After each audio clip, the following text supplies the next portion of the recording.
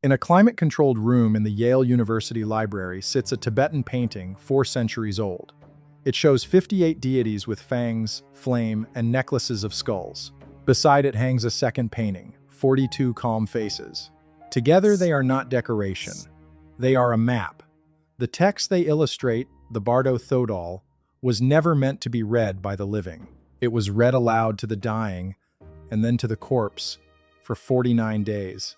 The official word for it is mythology. But it counts the days. It names who is waiting, and it tells you what to say. Look at the 2 paintings again, because the numbers on them are not random. 42 peaceful, 58 wrathful, 100 figures in total, and every one of them has a place in a sequence. This is the part that unsettles scholars who handle the manuscript and not just the myth. A story about death would give you an image. This gives you a roster. It does not ask what happens when you die. It answers in order, and it does not skip a day. Stand in front of the wrathful painting for a moment. It is crowded to the edges, blue and red and black bodies, mouths open, weapons raised, the whole surface vibrating with figures, and yet nothing about it is chaotic.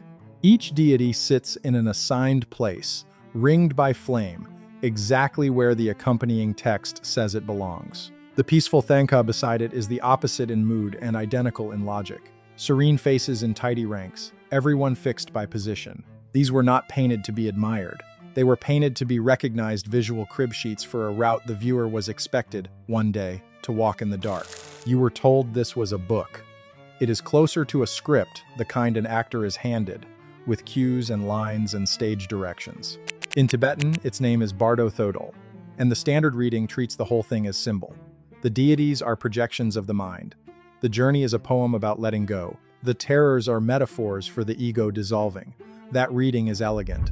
It is taught in universities, and it works right up until the text tells you which direction to turn and what will happen if you turn the wrong way. So let us do the thing the summaries avoid. Let us count. The route has 1 number, and the number is 49, 7 weeks. The dead are said to pass through 3 stages, and the text names each one. The first is the bardo of the moment of death. The second is the bardo of reality itself, where the 100 deities appear, one wave after another, for roughly 2 weeks. The third is the bardo of becoming, which runs to the 49th day and ends in a new birth. 49 is not a poetic flourish here. It is a schedule. The Lama reads to the body against a clock, and the clock has stations on it. Station 1 arrives at the instant the breath stops. The text calls it the clear light. Before any deity, before any judgment, there is a moment the tradition says is pure and blinding, and the instruction for that moment is precise. Recognize it. Recognize that this light is not a god arriving from outside, but the nature of your own mind. And if you can hold that recognition, the journey ends here, at the start, in freedom. Almost no one does. And the text knows almost no one does, because it keeps going. It has a station for the failure. That is the tell. A myth about a bright light does not need a contingency plan. This one has 48 of them. On the first day proper, a Buddha appears. His name is Vairochana. He comes in a deep blue radiance, and the text says a second light appears at the same time, a soft, white, comfortable light. Here is the instruction, and it is not vague. Do not be seduced by the soft light. The blue is the wisdom you are, harsh and total. The soft white is the realm of the gods, and it looks like peace, and it is a trap because it pulls you back into being born again. Move toward the thing that frightens you. Refuse the thing that comforts you.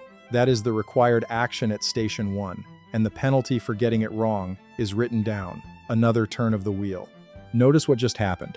We have a named figure, a color, a rival light, a choice, a consequence. That is not the grammar of mythology. That is the grammar of a customs desk. And a customs desk is the wrong thing to find in a poem. Read the instruction again and notice how physical it is. It does not say contemplate the light. It says do not be drawn to the pale one. It treats you as a traveler with a body still capable of walking in the wrong direction, capable of being tired, capable of choosing the easier door because it hurts less. The cruelty of the design is that comfort is the enemy. Every gentle glow on this route is bait. The dead are not being tested on whether they were good. They are being tested on whether they can refuse relief. That is a very specific theory of what goes wrong at the end, and it is written in the imperative the way you write to someone who still has a decision to make. Day 2. and the pattern does not soften, it hardens. Now the Buddha is Akshobhya, and the wisdom he carries is called mirror-like, a clarity that reflects everything and holds nothing. His light is white and piercing, and beside it, the text says, comes a dull, smoke-colored light, the light of hell, of anger curdled into paranoia. Same structure. The brilliant path and the dim one side by side, and a voice reading to a corpse that says in effect, not that one, do not go toward the smoke. It only looks like shelter. And here is the detail that should stop you. The text does not merely warn against the smoke. It explains why you will want it. Anger, it says, is what pulls a soul toward that light, the reflex to blame, to defend, to burn. A person who died furious arrives at Station 2, already leaning toward the door, marked hell, not because a god condemns him, but because the current of his own mind carries him there. The gate is not locked from the outside. It is opened from within. Every station on this map works the same way. The realm you fall into is the one your own habit reaches for, while a calm voice reads aloud and begs you not to. By now, you should feel the machine of it. Each day is a gate. Each gate has an occupant with a name. Each occupant offers a blinding light you are told to enter, and a soft light you are told to refuse. And each soft light is a door into one of the 6 realms where the dead are reborn. This is why the paintings at Yale have 100 figures on them and not a vague cloud of the divine. Someone cataloged this. Someone numbered it. The middle of the week goes fast, because the route goes fast. Day 3, Ratnasambhava, in yellow. The wisdom of equality, and against him the dull light of the human world, pride wearing the face of calm. Day 4, Amitabha, in red. The wisdom that sees each thing exactly as itself, and against him, the dull red light of the hungry ghosts, the realm of a thirst that is never filled. Day 5, Amoghasiddhi, in green. The wisdom that gets things done, and against him, the dull light of the jealous gods, envy dressed as ambition. 5 days, 5 Buddhas, 5 brilliant lights and 5 soft ones, and the same order every time, recognize or fall. Day 6, all 5 appear at once, the entire assembly blazing together, and with them, the text says, the lights of all 6 realms open simultaneously, the whole board lit up, every exit glowing, and one instruction cutting through it. Choose the light that terrifies you. Think about how counterintuitive that is. Everything you have ever been taught about comfort, about moving toward the warm and gentle thing, is inverted here. On this map, the beautiful soft light is the mistake, every single time, for 7 days running. The instruction is the same at every gate, and it never once softens. The way out is the door that scares you. Then day 7, and something shifts. The last of the peaceful figures arrive, the Vidyadharas, the knowledge holders, wreathed in 5-colored light, dancing. They are the final calm station on the map. And against them comes a soft green light, the realm of the animals, dumb and safe and mindless. This is the last easy gate. 7 days of Buddhas, who mean you no harm. If you have not recognized yourself in any of them, the calm half of the journey is over, and the text does not pretend otherwise. It tells you what comes next. The same beings are about to return, and they will not look peaceful. This is the part every gentle summary rushes past. On the 8th day, the wall at Yale comes alive. The 58 wrathful deities begin, and they are not new gods. And the text is explicit, and this is the detail that raises the hair on your neck. They are the same Buddhas.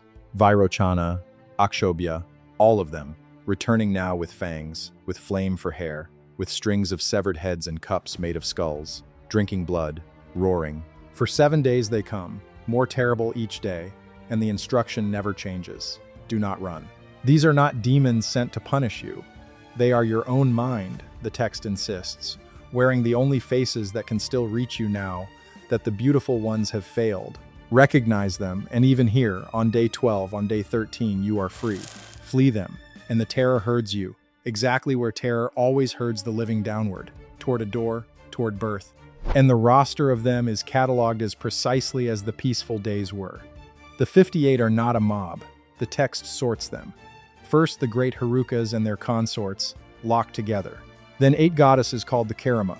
Then 8 more with the heads of animals, the H-Tamenma. Then 4 who guard the gates, and finally 28 powerful goddesses, each with a beast's head, arranged around the edges like sentries on a wall. Count them, and you reach 58.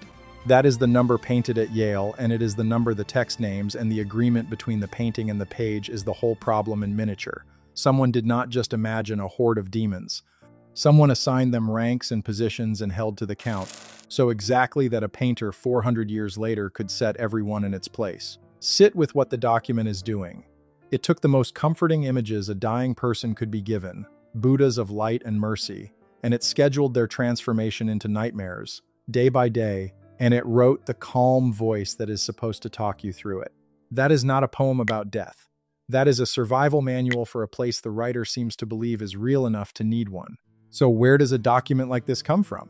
The tradition's own answer is stranger than the text. It says the book was not written by a scholar at all. It was composed in the 8th century by Padmasambhava, the tantric master who carried Buddhism over the Himalayas into Tibet. Written down by his student Yeshe Tsogyal, and then deliberately hidden, buried in the Gampo hills of central Tibet as a terma, a treasure text, sealed away for a future that would need it. And for roughly 600 years, the tradition says, it stayed buried. Then, in the 14th century, a young man named Karma Lingpa, said to be barely 15, recovered it from a mountain called Gampadar, as part of a larger cycle of peaceful and wrathful deities. Scholars dispute the 8th century claim. A treasure revealed centuries later is almost impossible to date, and much of it may have taken shape closer to Karma Lingpa's hands than to Padmasambhava's. But argue the authorship all you like. It changes nothing about what the recovered text actually contains. A map does not become less detailed because you fight about who drew it. And now the objection you have been waiting to make. It is only a book. It is old, it is symbolic, and the West has known it for a century as a curiosity. But look at how the West got it.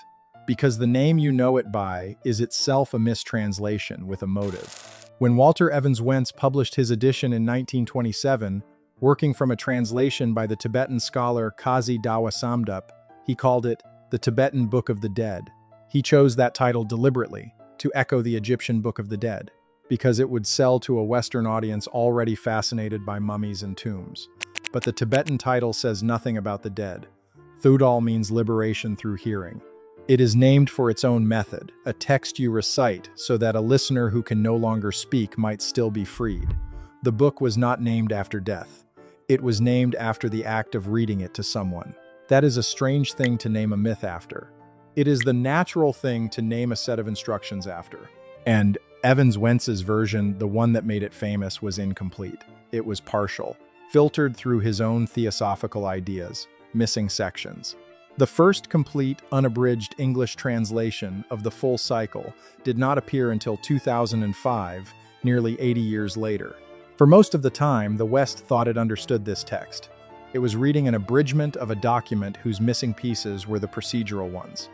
The route was always longer than the summary admitted. And the translators who came after Evans Wentz kept finding the same thing. The more literal they got, the less it read like poetry.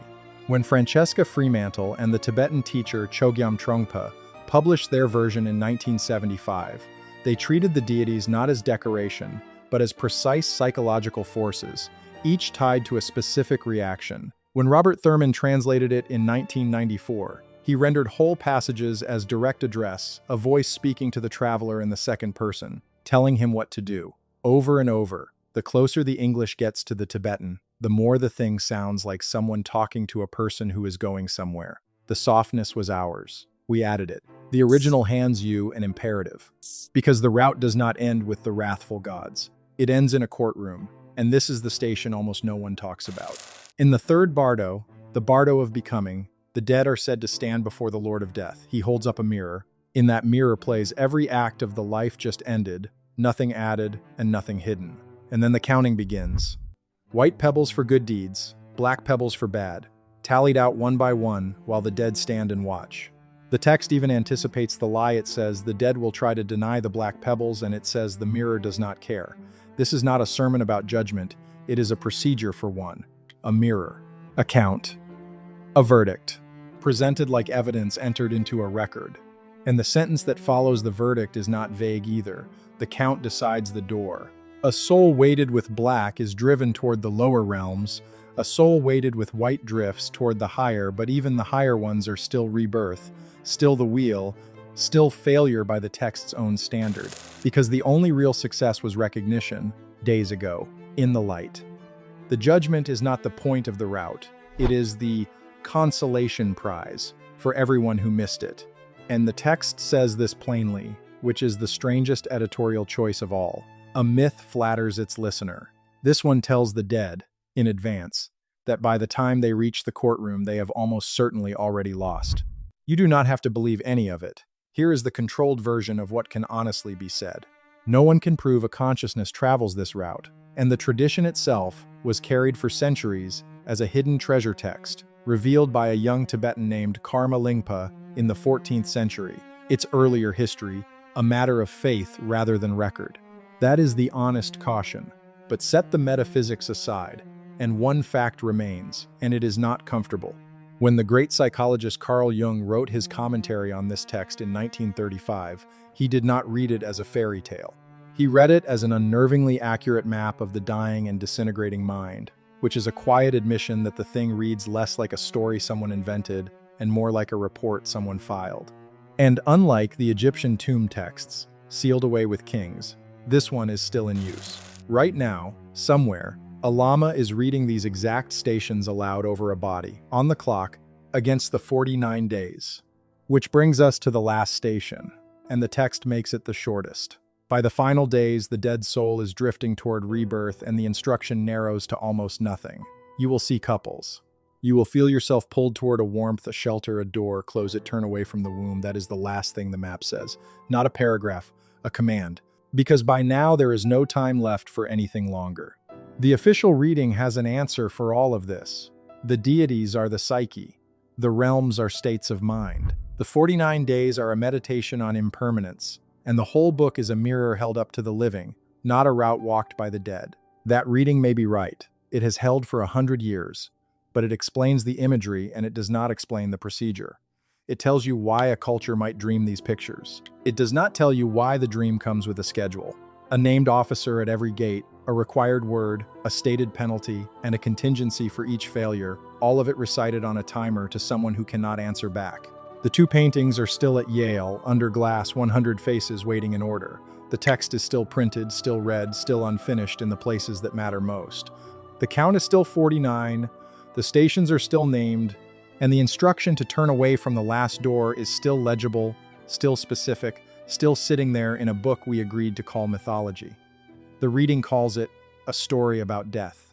The document keeps behaving like directions, and directions are written for someone who is expected to arrive.